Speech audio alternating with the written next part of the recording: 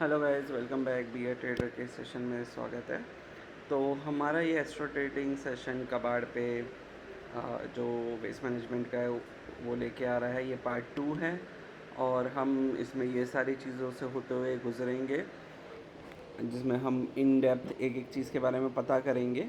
तो इसके ना 3 ब्रॉड एस्पेक्ट्स हैं। एक तो आपकी कुंडली खुद में ट्रेडिंग का योग है या नहीं, ठीक है।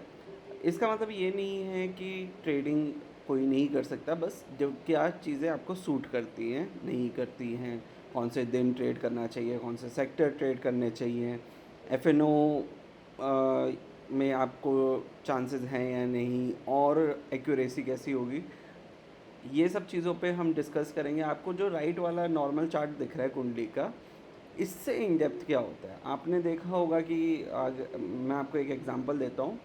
चंद्रमा एक राशि में 2.5 दिन रहता है, पर हमारा 2.5 दिन जो है प्लैनेट मार्केट सेम नहीं चलता है। तो ऐसा क्यों है, उसके कारण क्या हैं, उसको हम और कैसे एक्यूरेट बता पाएंगे कि हम पहले से ही अपना व्यू लेके चले, ठीक है। कहीं पे भी इसका ये मतलब नहीं है कि आपको सोलली एस्ट्रो ट्रेडिंग पे रिलाई करना चाहिए। यस, ये एक वे होगा आपको फ्यूचर प्रेडिक्ट करने का कि हाँ 11 महीने, 10 महीने, 4 महीने, अगला दिन कैसे हो सकता है। प्लस ये भी है कि आप उसमें अपने टेक्निकल नॉलेज ज़रूर लगाएं, सेक्टर नॉलेज ज़रूर लगाएं, फंडामेंटल नॉलेज ज़रूर, जो भी आप यूज़ करते हैं वो लगाएं।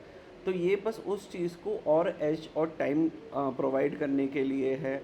अपने स्टॉप लॉसेस ज़रूर रहें, इसके बेसिस पे सोली वो ना करें।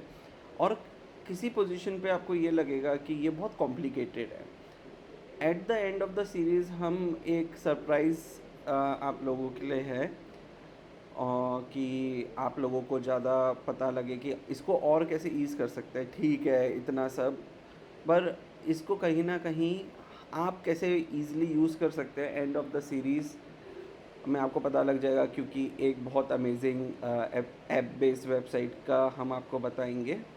वो सारा डेटा कैसे ईज़िली कर सकते हैं, आपके उसमें नहीं है, पर तब तक के लिए, क्योंकि वो बनने में 3 महीने लगेगा। अगर आपको आपके बारे में जानना है कि आपके नक्षत्र ट्रेडिंग में कैसे है क्या है, तो उसके लिए आप क्या कर सकते हैं, टेलीग्राम ग्रुप का लिंक नीचे होगा, ट्रेडिंग वाला, एस्ट्रो ट्रेडिंग करके कुछ होगा, उसमें ज्वाइन कर सकते हैं और आप वहाँ पे हम कनेक्ट कर सकते हैं। तो आपके उसमें क्या है कैसे है, आपको कंसल्टेशन कैसी चाहिए, उस चीज़ के बारे में आप देख सकते हैं, ठीक है। ये इसीलिए ज़रूरी है क्योंकि जैसे मैं अपना बता देता हूँ, हम कहीं ना कहीं बहुत सबके एक नेचर होते हैं, एक पर्सनैलिटी होती है। अगर मेरे उसमें ये है कि ठीक है मेरे चार्ट में ये आ रहा है, और जो सच भी है कि मैं बहुत मुझे एनजाइटी जल्दी हो जाती है। मतलब जब हमारा अनफेवरेबल ट्रेड होता है, ये होता है, या मैं ज़्यादा सोचने लगता हूँ। कुछ लोग होते हैं होल्ड कर पाते हैं, सबके बहुत अलग अलग नेचर होते हैं। तो इसका मतलब ये नहीं है कि कभी भी एस्ट्रोलॉजी, अब एस्ट्रोलॉजी क्या है सबसे पहले वो जानते हैं। ये बहुत है कि billionaires don't use astrology, billionaires. Astrology क्या है, आपका नेचर बताता है, आपकी लाइफ की ट्रेजिक्ट्री बताता है, कैसे जाने वाला है। पर इसका मतलब ये नहीं है कि यही सोल चीज़ है। ये समझिए आप गाड़ी चला रहे हैं, है ना, आपके पास एक गाड़ी है, ये फरारी हो सकती है, मारुति हो सकती है, कोई भी हो सकती है ना। तो आपको ये किस हिसाब से चलाना है। अगर आपको पता है कि मेरे लाइफ में आगे गड्ढे हैं, चाहे आपकी कोई भी गाड़ी हो उस पर आपको स्लो करना ही पड़ेगा। या आपको पहले ही पता है ये गड्ढे वाली रोड है, तो मैं स्कॉर्पियो या वो बोलेरो लेके निकलूँ। आप समझ रहे हैं। तो ये सिर्फ ये वाली चीज़ बताता है। इसका मतलब ये नहीं है कि हाँ और मेरे उसमें पैसे इतने लिखे हैं तो मैं तो बिलियनियर बन जाऊंगा। आप बन सकते हैं। एस्ट्रोलॉजी हमेशा आपको सिर्फ योग बताता है। अब योग में अगर आप में ये लिखा हुआ है कि मेरे जो तो पैसे बहुत बनेंगे, तो और अगर आप कोई काम नहीं करेंगे तो उसका कोई लॉजिक नहीं है, आपके नहीं बनेंगे। हो सकता है कि आपके 10-100 रुपये बने, पर आपकी जो उस टाइम का योग था वो 1 लाख रुपए का था। तो 1 लाख और 100 बहुत बड़ा डिफरेंस है। तो यही वाली चीज़ होती है, अच्छे योग्स में हमें एफर्ट ज़्यादा करना चाहिए, बुरे योग्स में हमें क्या क्या प्रिकॉशंस लेने चाहिए, ये एस्ट्रोलॉजी बताता है कहीं ना कहीं। तो ये काम होता है बेसिकली। हमारा सोलर सिस्टम ऐसे घूमता है, हर सब प्लैनेट्स का अलग डायरेक्शन, अलग रोटेशन होता है। और उसके आप ये देखेंगे, अगर मैं इसको थोड़ा सा और पीछे से करता हूँ, ये जब सोलर सिस्टम आएगा, ओहो, ये बंद हो रहा है, यहाँ से चालू होता है और सबके रिस्पेक्टिव पोजीशंस चेंज होते हैं। ठीक है, अर्थ के से सबके रिस्पेक्टिव पोजीशन चेंज हो रहे हैं।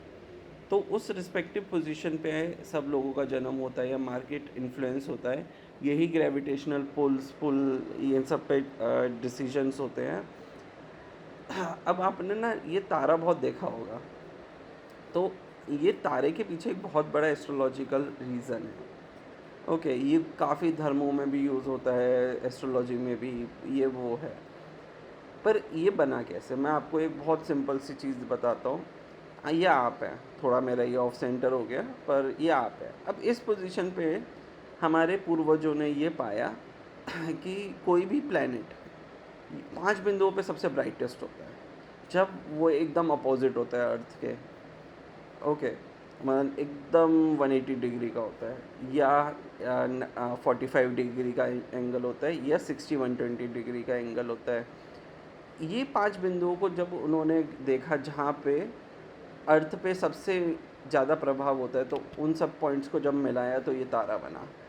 अब उन्होंने ऐसे क्यों बनाया ये नहीं पता, वो ऐसे पेंटागन बना सकते थे, बट उन्होंने तारा बनाया। तो मुझे इसके पीछे का रीज़न नहीं पता कि उन्होंने पेंटागन क्यों नहीं बनाया, पर यही रीज़न है कि ये 5 बिंदु बनाए। ओके, और इसी हिसाब से हमारे ये राशियों पे बैठते हैं, और उन राशियों का भी अपना एक नेचर होता है। तो आपको ये वाली चीज़ पता होगी कि अर्थ के चारों तरफ प्लैनेट्स हैं, राशियां हैं, पर उसके अंदर और भी कुछ है। उसके जस्ट पीछे हैं हमारे नक्षत्र। ठीक है, तो 27 नक्षत्र हैं, कुछ जगह 28 लेते हैं, वो हम आगे कभी डिस्कस करेंगे। तो ये बहुत इम्पोर्टेंट है कि सारे लियो वाले एक जैसे नहीं होते, सारे एरीज वाले एक जैसे नहीं होते। क्योंकि अगर आप राशियाँ देखोगे, ये 12 राशियाँ है, पर इसके पीछे 27 नक्षत्र हैं जिनका और डीपर मीनिंग है। तो आपको कुछ लोग जो होते हैं वो सिर्फ 12 राशियों के बेसिस पे कुंडली बनाते हैं, थोड़ा सा उनसे बच के रहिए। उसके अंदर जो डिग्री यूज़ करते हैं ना, डिग्री राशि एक जैसी है, पर बहुत सारे एस्ट्रोलॉजर जो मिस कर जाते हैं। मैं ये नहीं कह रहा सब, कुछ लोगों को मैंने देखा है जो मिस कर जाते हैं, वो मिस कर जाते हैं नक्षत्र पता। आपको पता है हम 108 वाला माला क्यों पढ़ते हैं? उसके पीछे का कारण यही है, नक्षत्र पदा। क्यों? क्योंकि हमारे 12 जो राशियां हैं, ठीक है, उस 12 राशियों में 27 नक्षत्र हैं, और 27 नक्षत्र में हर नक्षत्र में चार पद है। तो 27 इंटू 4 108। तो जब भी हम भगवान को या कोई भी उसको याद करते हैं, माला पढ़ते हैं रुद्राक्ष की माला, तो वो इसीलिए होता है कि हम हर नक्षत्र पदा में चाहते हैं कि वो मैसेज जाए, और जहाँ पे भी वो रिस्पेक्टिव देव या प्लैनेट जो भी बैठे हैं उन पे हमारा मैसेज पहुँचे। तो वो कम्युनिकेशन के लिए ये यूज़ करा जाता है। एंड इसका इम्पैक्ट बहुत ज़्यादा पड़ता है, क्योंकि हम लोगों को ये बताया जाता है स्कूल में कि सब कुछ गोल में घूमता है, सूर्य के चारों तरफ, धरती गोलाई में घूमती है, जो गलत है। अब अर्थ अगर आप गूगल करेंगे, रोटेशन नहीं, प्लैनेट्स रोटेशन इन सोलर सिस्टम एक्लिप्स नहीं,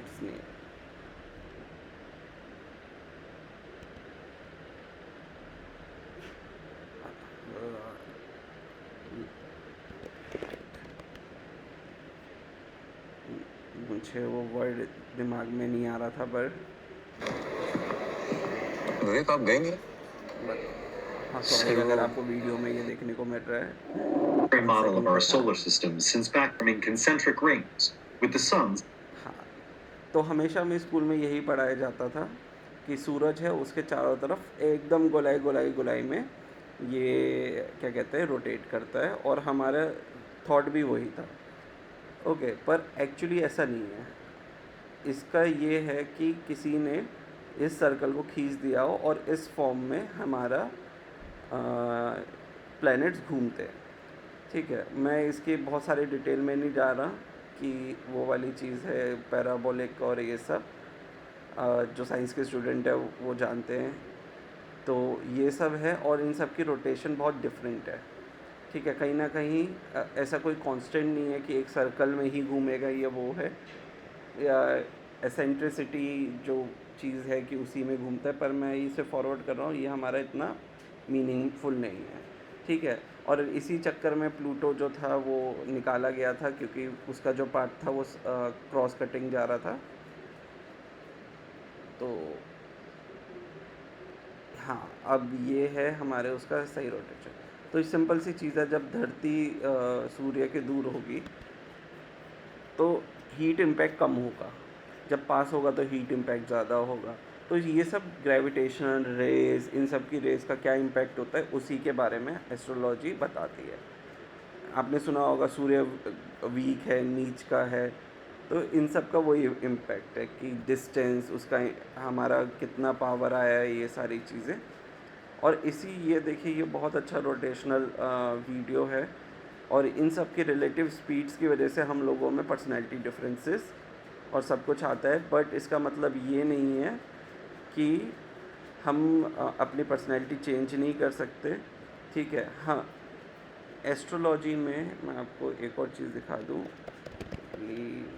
एस्ट्रोलॉजी ये बहुत डीपर नॉलेज है क्योंकि हम इसमें डीप डाइव कर रहे हैं। ठीक है, एक 2024-23 जो भी ले लेते हैं, 20 घंटे 8 बज गए और न्यू दिल्ली डाल देता हूँ। जब आप कभी भी कुंडली पे जाते हैं ना, तब ये वाला जनरली लगन चार्ट होता है। ठीक है, अब जो हम नक्षत्र और नक्षत्र पदा की बात कर रहे थे, यहाँ पे देखिए, इन पे बहुत कम लोगों की बात होती है। क्यों? क्योंकि लोग इतनी मेहनत नहीं करना चाहते, बहुत लोगों को अधूरा ज्ञान होता है। अब उसके ऊपर एक होता है नवसाम चार्ट। ठीक है, ये देखिए, इसमें सबकी पोजीशन अलग हो गई। हम इन सब चीज़ों पे आगे आएंगे, पर ये सारी चीज़ें बहुत इम्पॉर्टेंट होती है कि किसी भी, अगर आप उन दो लोगों का देखोगे तो उनके ये सारे चार्ट्स अलग बनते हैं। ठीक है, और इसमें मैं आपको बता दूं, ये आप देख रहे हैं ये सारे चार्ट, ये सब charts different different types of chart हैं जो कॉरस्पॉन्ड होता है आपके मेन चार्ट में। तो जो लोग हैं वो ये ज़रूर देखते हैं कि ये वाला जो चार्ट है उसके साथ आपको अगर पर्टिकुलर अपने भाई बहनों का देखना है, किस्मत का देखना है ना, प्रोफेशन का देखना है, तो ये सारे चार्ट्स का कॉरस्पॉन्डिंग वो होता है। ठीक है, ऑस्पिशियस रिजल्ट, वेल बीइंग, ये सारे चार्ट्स बहुत इंपॉर्टेंट पड़ जाते हैं देखने के लिए कि फ्यूचर एंड ऑप्शन में आपका बनेगा नहीं बनेगा, क्या किस्मत रहेगी। तो अगर आपको जानना है तो टेलीग्राम ग्रुप पे आप हमें ज्वाइन करें, वहाँ पे मैसेज रखें। स्मॉल कंसल्टेशन फ़ीस जो है आ, वो है हम मतलब नॉर्मल, अगर सिर्फ ये जानना है कि आपके उसमें long term short term swing क्या कैसे रहेगा क्या है, तो मात्र 251 रुपये की एक फ़ीस है ना। अगर आपको इन डेप्थ और जानना है तो फिर उस हिसाब से कंसल्टेशन चार्जेस रहेंगे। और ये सबको हम अपने एस्ट्रो ट्रेडिंग ऐप में लेके आएंगे जो हमने बनाया है। आप नीचे नहीं देख पा रहे होंगे इसमें, ये मैं इसको छोटा कर देता हूँ। ओके, इसको हमने ये देखिए सब चीज़ों का इतना सारा डेटा हमने कंबाइन कर रखा है, ये सिर्फ एक फाइल है। ठीक है, सब चीज़ों का क्या मीनिंग होगा, क्या कॉरस्पॉन्डेंस होगा, इसका हिट रेट, ट्रांसलेट, है ना, उस कैसे डेटा फैच होगा, उसका इम्पैक्ट क्या होने वाला है मार्केट पे, क्या कॉम्बिनेशन हो सकते हैं, ये सब हमने डेटा इकट्ठा कर रखा है। और मेन डेटा इकट्ठा करने से कुछ नहीं होता है, उसके ऊपर से उसका रिज़ल्ट वो होता है। अब मैं आपको एक और शीट दिखाता हूँ कि उसका रिज़ल्ट का कैसे क्या हमें पता है। और एस्ट्रोलॉजी कुछ नहीं है, बस डेटा कैलकुलेशन और रिप्रेजेंटेशन है।